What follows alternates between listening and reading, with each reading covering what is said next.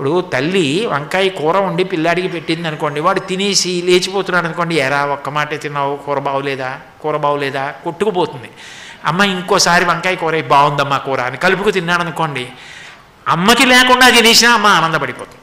మారు వడ్డనకే అమ్మ ప్రీతి చెందుతుంది. అమ్మ మారు వడ్డన బాగా వండిన వాళ్ళని అడిగితే అది పెద్ద గొప్ప ఏం కాదు. అమ్మ గొప్పతనం ఎక్కడుంటుంది అంటే వచ్చి రాని మాటలు అమ్మకి ఇష్టం. తాతగారు మహావిద్వాంసుడు, మనవడు ఇంకా వచ్చి రాని మాటలు వాడికి ఒక చిన్న పద్యం చెప్పడం కూడా రాదు. కానీ చిన్న పద్యం కూడా చెప్పడం చేత కాని వాడు వచ్చి రాని మాటలతో పద్యం చెప్తున్నాడు అనుకోండి, తనలా విద్వాంసుడైన కొడుకుని చూసి కన్నా వచ్చి రాని మాటలతో పద్యం చెప్తున్న మనవణ్ణి ఎత్తి తొడ మీద కూర్చొని భలే చెప్పావురా అని బుగ్గలు పుడుకుతాడు తాతగారు. ఈ చుట్టుపక్కల ప్రాంతాలలో ఎంతమంది మహావిద్వాంసులు లేరు, వాళ్ళందరికన్నా వచ్చి రాని మాటలో ఉన్నటువంటి నేనంటే తల్లికి ఇష్టం.